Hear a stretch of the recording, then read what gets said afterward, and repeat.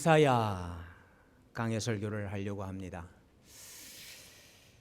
신약에서 가장 많이 인용된 구약 성경이 어디겠습니까?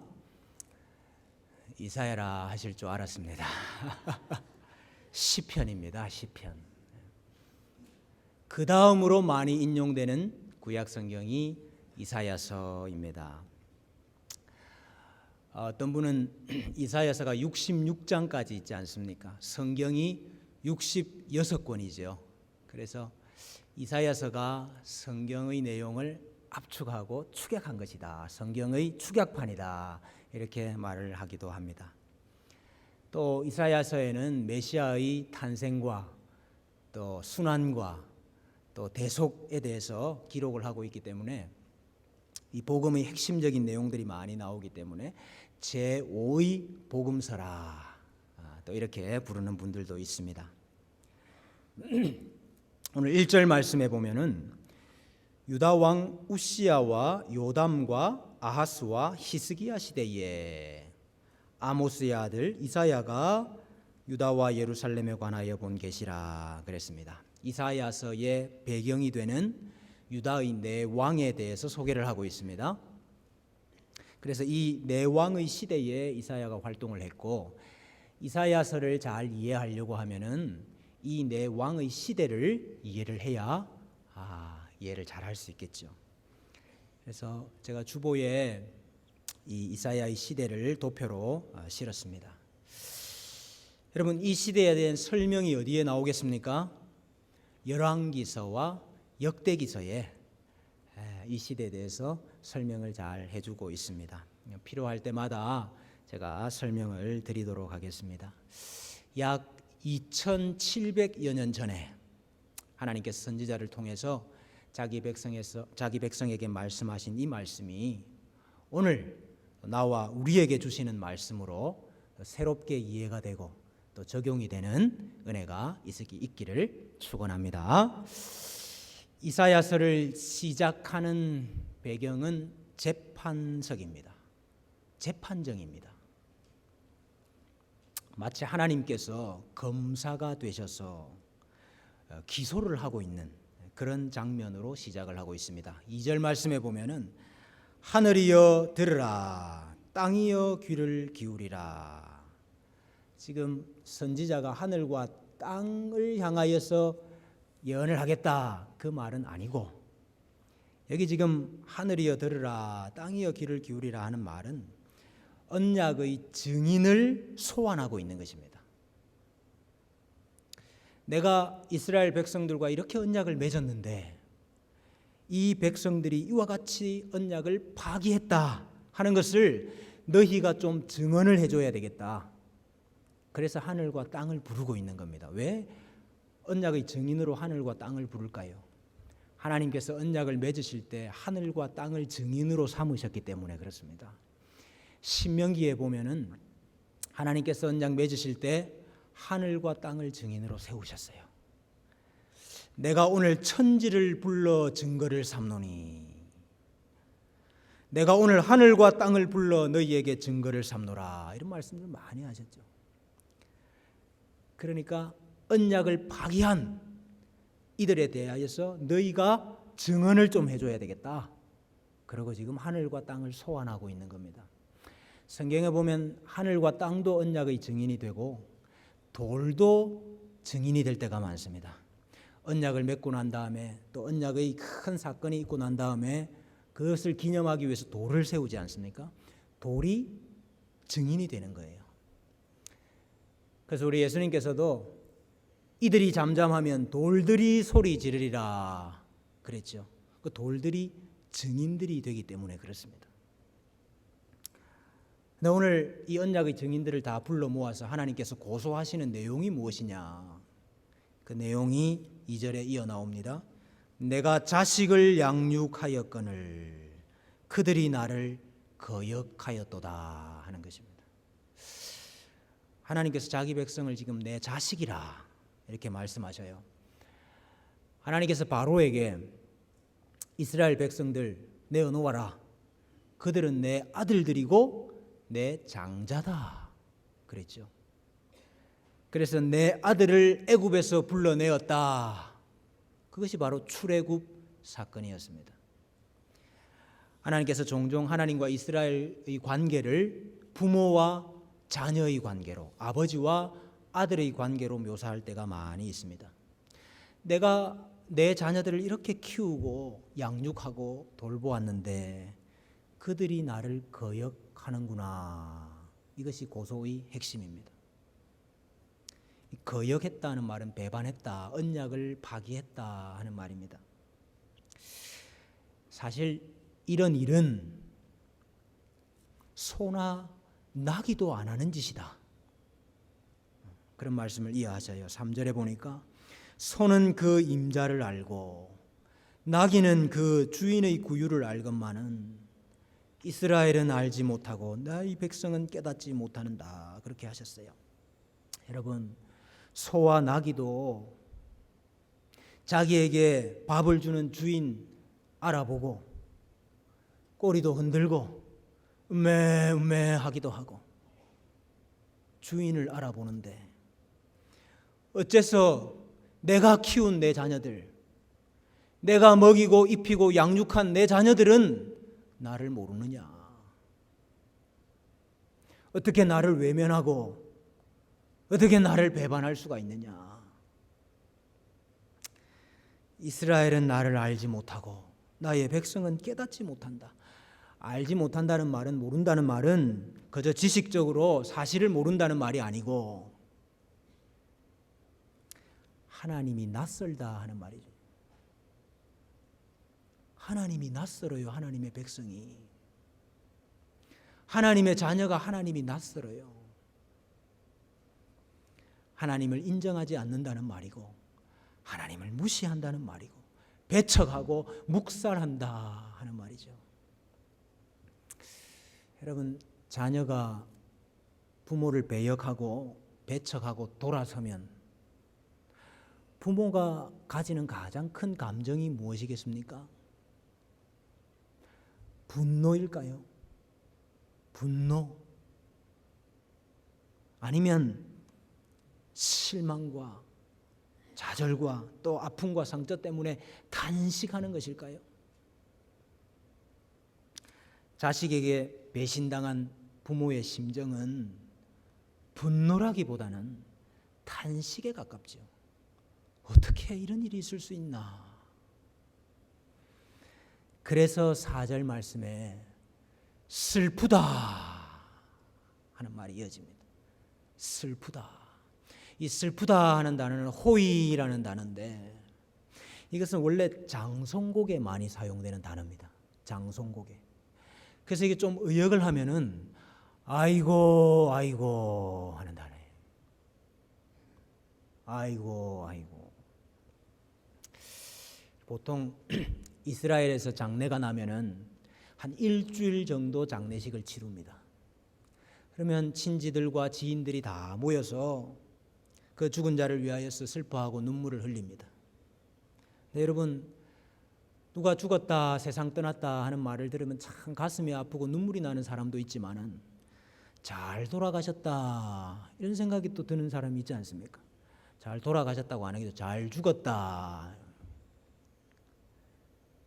그런 분들은 잘 눈물이 안 나죠. 그러면은 이때 개입하는 전문가들이 있습니다. 전문가들. 곡하는 사람들. 그래서 그 전문가들이 장례식장에 와가지고 아이고 아이고 호이 호이 그러면서 분위기를 구슬프게 만드는 사람들이 있어요. 하나님께서 예레미야 선지자에게 야, 곡하는 여인 2명만 좀 불러달라. 곡하는 여인 2명만 좀 불러다오 그랬어요. 왠고하니 이 내 백성들이 자신의 형편을 보고 앞으로 닥칠 환난을 생각하면 울어야 되는데 울지를 않는다. 도무지 울지를 않는다. 그러니 곡하는 여인 좀 불러다오 그랬던 적이 있습니다. 또 하나님이 내가 이 백성들 이스라엘을 위해서 울고 싶은데 눈물이 안 나온다. 내가 내 백성들을 생각하면서 울 수 있도록 곡하는 여인 좀 불러다오. 그랬던 적이 있습니다. 그래서 예레미야도 눈물의 선지자였고 하나님도 사실은 자기 백성을 위해서 많이 우셨습니다. 근데 오늘 이사야서도 마찬가지예요. 이사야서도 슬프다. 눈물로 시작을 합니다. 여러분, 하나님의 이 눈물이 보여야 됩니다. 이사야 선지자의 이 애곡 소리가 들려야 됩니다. 그리고 우리도 같이 눈물을 흘릴 수 있어야, 울어야 이 말씀을 제대로 이해하는 것입니다. 하나님께서 배역하고 떠난 자기 자녀를 돌아오게 하기 위해서 애를 많이 썼습니다. 손 놓고 계셨던 것이 아니고 애를 많이 썼습니다. 돌아오라고 때리기도 수없이 때렸습니다. 징계도 많이 했습니다. 그래서 이스라엘이 매를 많이 맞았어요. 그래서 그 이스라엘 형편을 묘사를 하는데 5절, 6절은 비유적으로 묘사를 하고 7절, 8절은 아주 직설적으로 묘사를 합니다. 5절에 보니까 너희가 어찌하여 매를 더 맞으려고 패역을 거듭하느냐.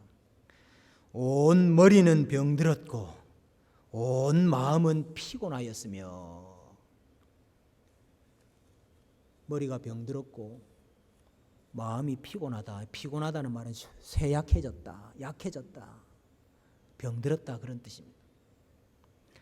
머리가 심하게 다치고 마음은 쇠약해지고 약해지고 병들었어. 이렇게 치명적인 부분들이 다 상해가지고 너무나도 심각한 상태고 중상이고 위중한 상태다.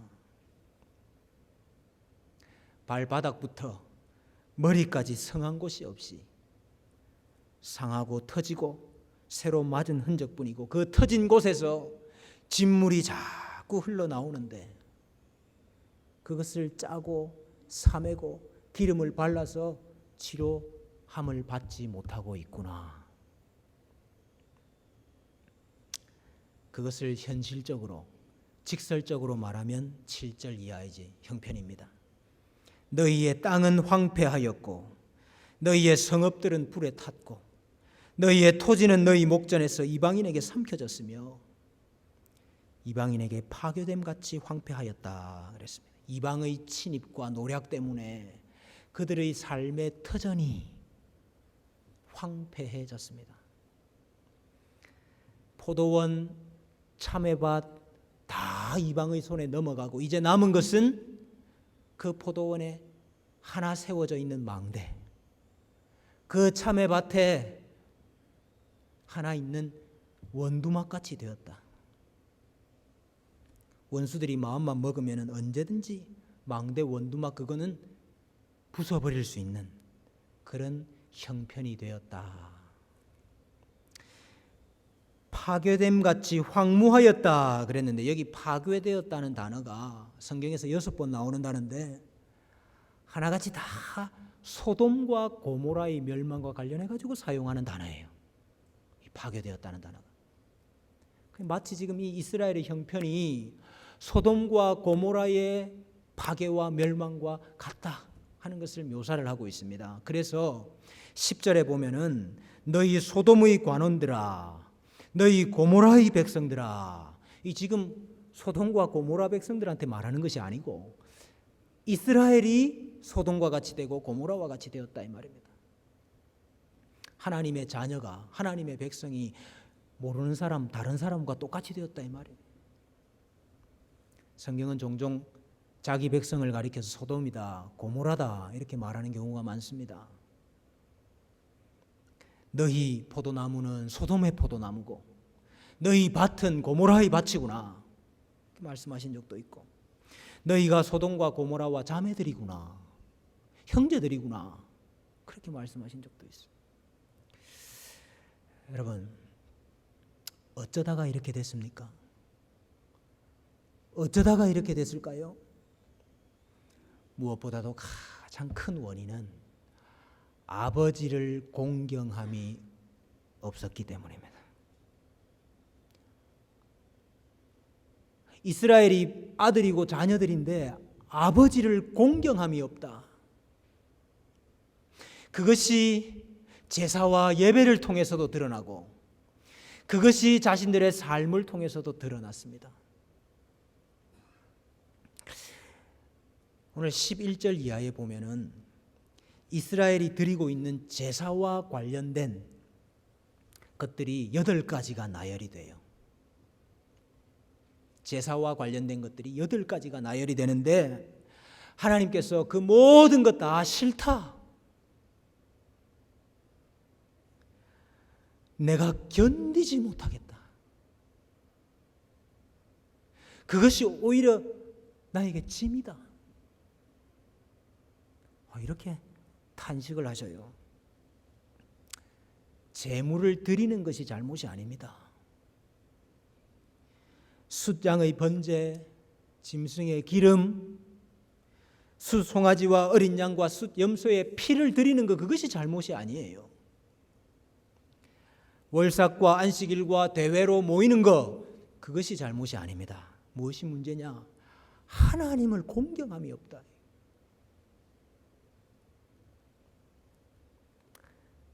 주께서 이르시되 이 백성이 입으로는 나를 가까이하며 입술로는 나를 공경하나 그들의 마음은 내게서 멀리 떠났다.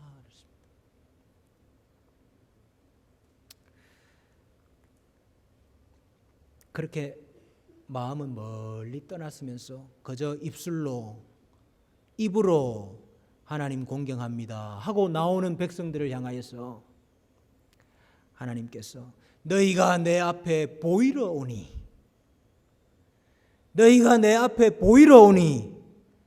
내 마당만 밟을 뿐이구나, 이렇게 단식을 하고 있습니다.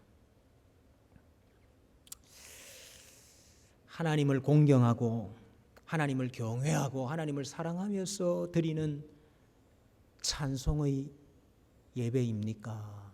아니면 하나님의 이름으로 연출하는 종교 행위입니까? 제사가 왕실이 주도하는 행사가 돼가지고 아주 거창하고 무수한 제물도 드리고 분향도 많이 하고 드리는 헌물은 많은데 그것이 하나님을 공경하고 하나님을 사랑함으로 드리는 것이냐, 아니면 그것이 자기 자신을 드러내 보이기 위한 종교적인 허영심이냐, 혹은 그것을 가지고 다른 사람들에게 자기 뜻을 보이고 시위하고 조종하기 위한 도구냐. 만약에 그렇다고 한다면 그것이 어떻게 하나님께 드리는 헌물이 됩니까? 제물을 드리는 것이 잘못이 아니고 성회로 모이는 것이 잘못이 아니고 무엇이 문제냐? 제물을 드리는 손이 문제입니다. 성회로 모이는 마음과 발걸음이 문제입니다. 그래서 오늘 15절에 보면 너희의 손에 피가 가득함이라. 손에 피가 가득하다는 말은 그들이 행하는 억압과 악행과 학대를 비유한 말이지요.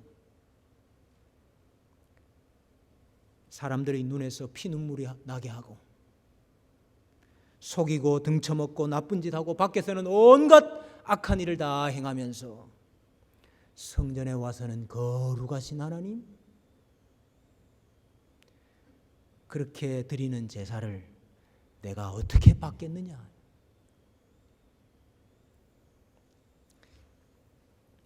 비슷한 상황이 고린도 교회에도 있었습니다. 고린도 성도들의 삶이 너무나 문란했어요. 너희 가운데 근친상간을 하는 자들도 있다. 아마도 양 어머니와 잠자리를 같이 하는 사람이 있었던 모양이에요. 그러면서 자신의 그 생활을 정리하지도 아니하고 주일마다 와서는 하나님을 찬송하고 거룩을 이야기하고 은혜를 이야기합니다. 빨리 회개하고 돌이키면 좋을 것인데 뻔뻔하게 똑같은 일을 계속하고 있는 거예요. 그러함에도 불구하고 고린도 교회가 어떻게 해야 할지를 모르고 있을 때에 바울이 이 사실을 알고 얼마나 화를 냅니까? 그 일을 행하는 자를 너희 속에서 쫓아내어라. 그 자를 사탄에게 넘겨주라 그랬어요. 사탄에게 넘겨주라. 하나님께서 훗날 그 영혼이라도 구원할 수 있도록. 예배와 삶이 어떻게 이렇게 동떨어질 수 있습니까? 하나님과의 관계가 틀어지니까 하나님과 한 백성이 된 백성과 백성과의 관계가 틀어지고 그들의 하루하루의 삶이 하나님 백성과는 너무 다른 삶이 되고 있는 거죠. 하나님께서 이스라엘을 돌이키게 하기 위해서 많이 때리셨습니다. 징계 많이 하셨습니다. 그러나 징계가 해결책은 아닙니다. 여러분, 만약에 징계가 해결책이라고 한다면은 이만큼 징계하셨으면은 이만큼 때리셨으면은 돌아와야지요. 해결이 돼야지요. 근데 징계가 해결책이 아닙니다. 진정한 해결책은 아버지의 사랑이에요. 아버지의 기다림이고 아버지의 긍휼함이고 아버지의 오래 참음이 사실은 해결책이죠. 그래서 오늘 18절 말씀해 보면 오라 말씀하시는 거예요. 오라. 우리가 서로 변론하자. 변론하는 것은 재판석에서 하는 거잖아요. 재판의 자리로 오라 이거예요. 재판의 자리로 오라. 여러분, 사실 재판 자리 가면 사실을 심리하고 기소하고 유죄 판결 내리고 그래 벌 받아야 되는데, 그러나 하나님께서 내가 살 길을 만들겠다 하는 그 의향을 피력을 하고 계시죠. 내가 너희들 죄 다 용서하고 씻어줄 테니까 오라. 너희의 죄가 주홍 같을지라도 눈과 같이 희어질 것이요 진홍같이 붉을지라도 양털같이 희게 되리라. 죄의 삭은 사망이라고 그랬습니다. 죄 지은 자는 피로써 그 죄값을 치루어야 됩니다. 그래서 여러분, 제사를 보니까 피가 흥건하지요. 죄인이 이와 같이 죽는다 하는 것을 기억나게 하는 것이 제사인데, 너희의 죄의 값이 이와 같이 붉을지라도 내가 희게 해줄 테니까, 내가 용서해 줄 테니까 제발 좀 와라.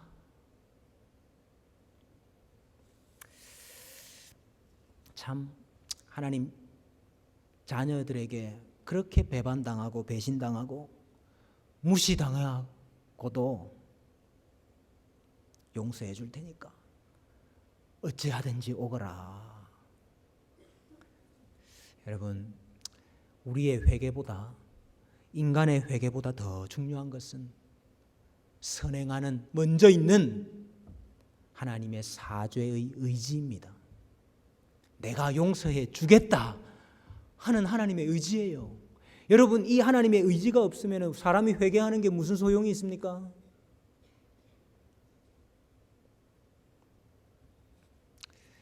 여러분, 그렇기 때문에 주의 백성들이 회개해야 됩니다. 주의 백성들이 돌아와야 됩니다. 2700여 년 전에 이스라엘 백성들에게 주신 메시지를 오늘 우리에게 주시는 메시지로 받기를 소원합니다.